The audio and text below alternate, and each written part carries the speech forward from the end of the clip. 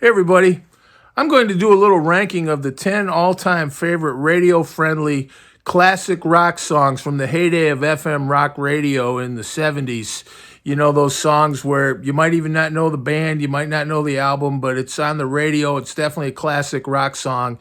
And every time you hear it, you turn it up because they were great, catchy, singable songs. I hope you'll consider watching my ranking.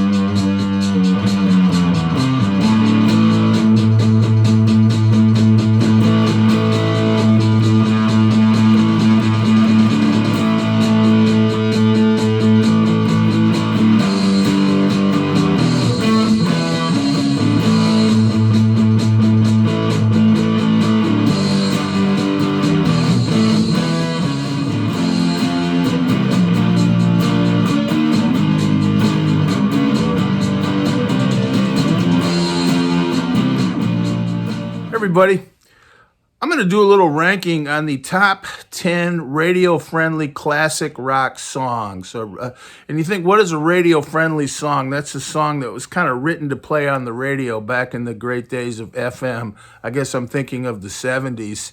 You know, that turn it up feeling, you hear it on the radio. And it might not necessarily be a song where you'd run out and buy the album. You might not even know that much about the band.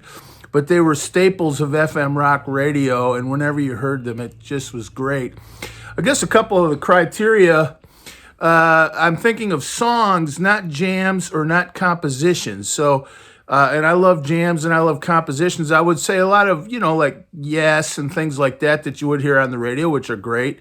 They're kind of compositions or jams with kind of extended solos, which are also great.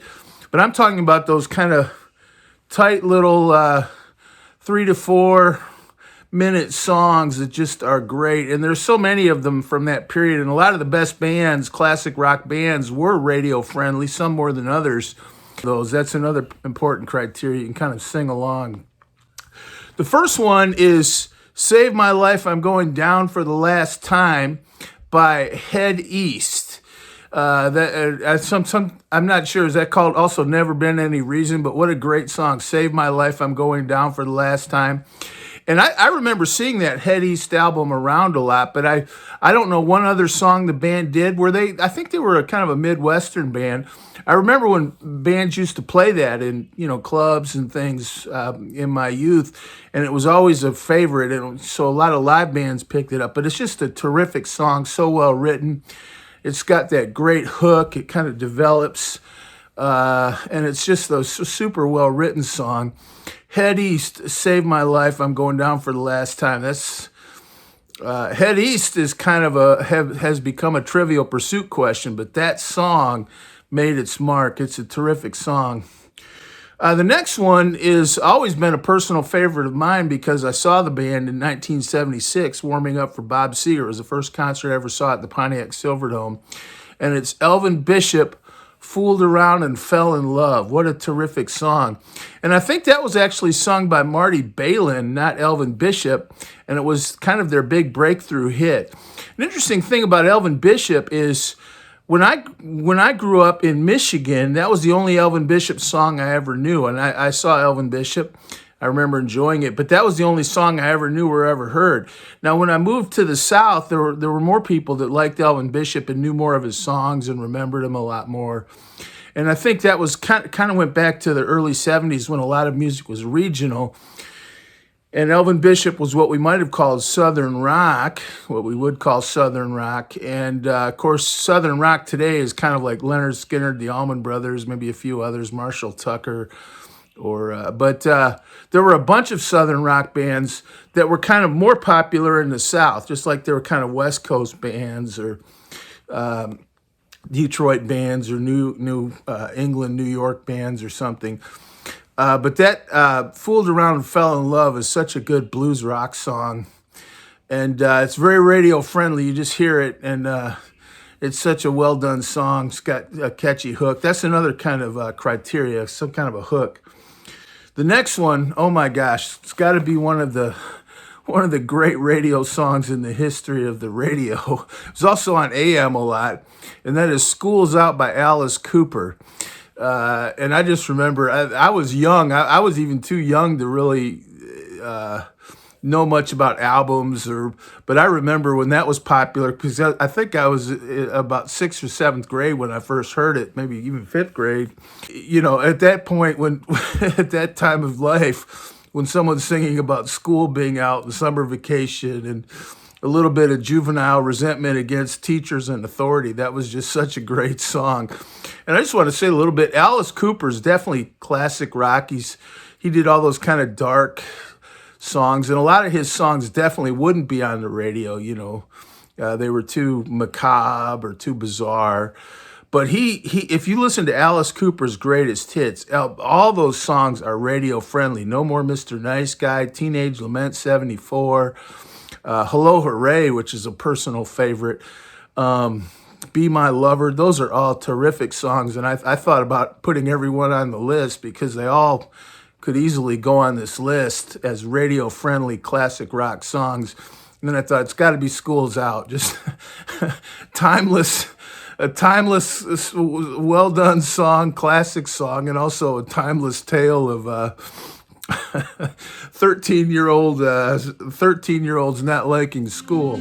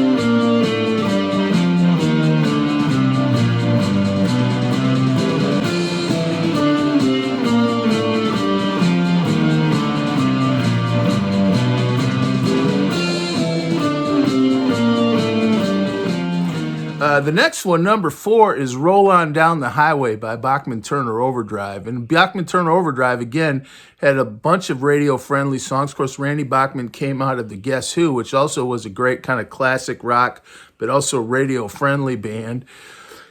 And, of course, Taking Care of Business, and that would be You Ain't Seen Nothing Yet. But the one I really like is Roll On Down the Highway. Gosh, that's one of those driving songs, just a terrific song. And it's just an example of how great Randy Bachman was. Just really solid guitar, just rock solid. Not flashy, but just really solid, tasteful electric rock guitar playing. And a great song with a great hook, great vocals, kind of burly men kind of up there singing about driving in a truck too fast. And just a great song, radio-friendly classic.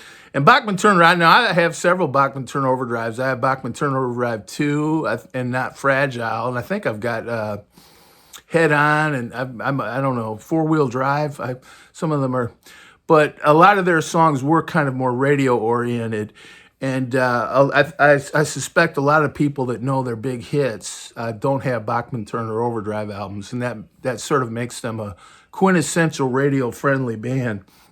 Next one, another great driving song. Do not listen to this under any circumstances when you're driving your car, particularly at night on curvy roads, and that is Radar Love. Radar Love by Golden Earring is such an awesome driving song. It's just a great rock song. Golden Earring was kind of an interesting band. I remember that song, and I didn't know anything about Golden Earring. I do remember seeing them like on TV, like some of those old late night, like Midnight Special or In Concert. Don Kirshner's In Concert. I remember seeing them, and I remember they kind of looked very glam, very very kind of European looking guys. But I don't think they had too much follow up. They did have that song later in the late 70s or early 80s, Bullet Hits the Bone, which I understand was about the assassination of John F. Kennedy. That's what everyone always used to say. But no comparison to Radar Love, just a great song. And if you have one song that kind of enters into the anthology there, the Radar Love's about as good as you can get. And one other thing I'll say about Radar Love is some of the live performances I thought showed that that's a song that's kind of hard to do live. Particularly, I think they were kind of a small little band. And so the studio version you always hear on the radio has a lot of extra background vocals and probably stacked guitars and things. And I thought it sounded like they had a little trouble doing it live. I don't know if that made a difference. Some things like that, when you look back, you realize might make a difference. Like they went out and performed a lot live and had trouble executing their greatest song. But in terms of the studio recording, just an all-time classic, Golden Earring.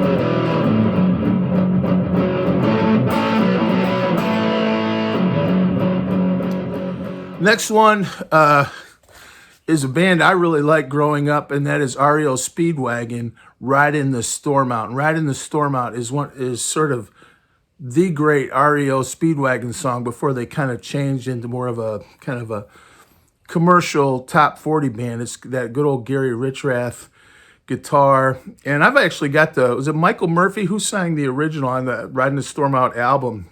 And Kevin Cronin, I know he and Gary Richrath had some kind of stormy times in terms of their relationship, but when they were on, that's such a good pairing, and Kevin Cronin sang it great, and just a great song. And REO Speedwagon in that early period had so many good songs, and they were all guitar-based songs with also, by the way, great rock and roll piano and bass and drums, but it was a guitar band, and Golden Country and 157 Riverside Avenue, and a lot of but the one that I think was kind of that radio friendly song, Turn It Up, and was also not sort of a candy butt early 80s MTV type song, because we're not counting any of those. But Riding the Storm Out's got to be, that was such a great song, and every time you hear it to this day, I don't know if you're like me, you turn it up. Here's another one you may have not heard lately, but used to be such a great song to hear on the radio, Stealin' by Uriah Heep. What a great song. And Uriah Heep was a great band. Mick Box on guitar, and David Byron was such a good singer. I guess he had kind of a difficult personal life and died a long time ago, but boy, oh boy, the songwriting, the arrangements on a lot of those. And Uriah Heep was kind of in some ways kind of a prog rock band, like if you listen to The Magician's Birthday and some of those albums, and there's a version of them that still plays around. I watched Sea of Tranquility, and I know that guy knows everything about Uriah Heep, including their more recent stuff. But I always liked old Uriah Heep, like July Mornings, Sweet Lorraine, The Wizard. But Easy Living was a good one too. But to me, the best radio-friendly song Uriah Heep did was Stealin' What I Should Have Been Buying. And it takes a good band to write a radio-friendly song. In a way, it's a lot harder than, jamming for 20 minutes or something, no matter how good the playing might be on a big, long jam. Really putting together a nice, well-constructed song. that they can play on the radio in 3 or 4 minutes and still have it be a kick butt classic rock song. That's an art form. And Uriah Heep had some good ones, but that Stealin is the best. Here's another one kind of like that. Must Have Got Lost. And I'm going to spell must of, O-V, instead of must have. Must have would be grammatically correct, but I'm going to go with Must Have Got Lost. Peter Wolf, Geils band, Magic Dick. What a great song. That was from the earlier period, but they had some live versions that played on the radio a lot too, including those Peter Wolf, those kind of long monologues he would do. And I think the lead up to Must Have Got Lost from that one album, was called Blow Your Face Out, was great. But I like the old version, just the radio version. It was such a great song. And again, Geils band had a bunch of radio-friendly songs, obviously, needless to say, but that to me is the one. It's feel good. It's just, it's got that great old rock and roll organ in it. Just a song tailor-made for turning it up when you hear it on the radio. Such a great song. Here's another one I thought of. It's a little on the mellower side. Highway Song by Blackfoot. That's such a great song, and it's a Southern rock song. I actually saw Blackfoot warm up for The Who in 1979 at the Pontiac Silverdome, and that was like just a few days after that terrible trampling of kids was at Cincinnati. So there was a lot of nervousness in the crowd. And I actually was on the main floor of the Silverdome, and it was like an ocean of people. If you had to go to the restroom or something, or if you had fallen down, I don't think you would have been able to get up. So I look back, and it was kind of exciting at the time, but I look back at it now, that was dangerous. You were just out there like this, and just wall to wall people on the ground of the main floor of the Pontiac Silverdome. I can't imagine they would do that today. But boy, Blackfoot got out there. And of course, I like Wishing Well, and Train is another great one. But Highway Song was kind of an epic song, a little bit like Free Bird or, Green Grass and High Tides Forever, one of those kind of Southern rock anthems. In some ways, it's not quite conforming to the criteria as much, but whenever I hear that, I love that song, and I always turn it up. And it's not I don't think Blackfoot ever really kind of had the longevity of some of their other contemporaries, although their guitar player, what's his, gosh, I should know that, Ricky Matlock is in Leonard Skinner today.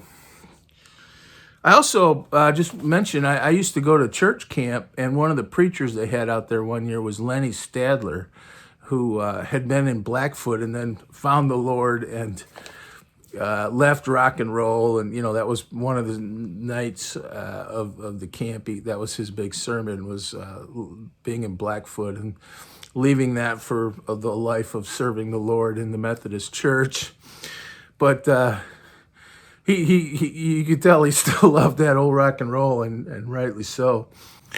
The last one, there's so many, and I trying to come up with these lists. The problem is trying to isolate some that are necessarily more deserving of being on the list than others, which is kind of a fool's errand. And there are a bunch of them I also included. But the last one I wanted to mention is a song that a band that kind of came out right at the end of classic rock, which is April Wine. I don't know much about the band.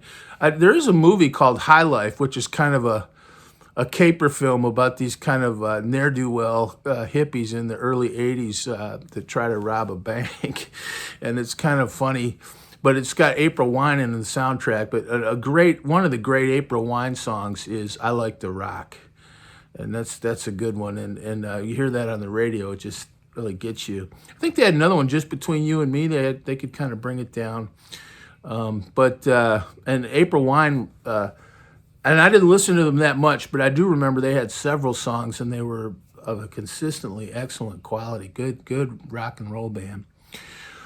Well, those are my 10 all-time favorite radio-friendly songs. There's so many I could have put on there. I could have filled this whole thing with Alice Cooper songs. Or, the Stones were a radio-friendly band, really. I mean, Brown Sugar, though, that's a classic rock song. It's as much classic rock as any song you can name, and it's very radio friendly. and there are a lot of examples like that. But these 10 were ones that I kind of aired on the side of maybe things you don't hear quite so much anymore. Some of them you hear a lot still, but and the artists aren't, maybe with the exception of Alice Cooper, the artists aren't out there all the time being mentioned in the media and everything. But those are great songs, radio friendly. And you know what? A good band can write a radio friendly song, or the good bands that can write a radio friendly song. That really is an important sort of arrow in their quiver, because that's really commendable to take a song and do it really fast. Another one I wanted to mention is early sticks like Lorelei and Lady. Those are great radio friendly songs by what was then a prog rock band. Or honorable. If we get into honorable mentions, we'll be here for the rest of the afternoon. Thanks. God bless.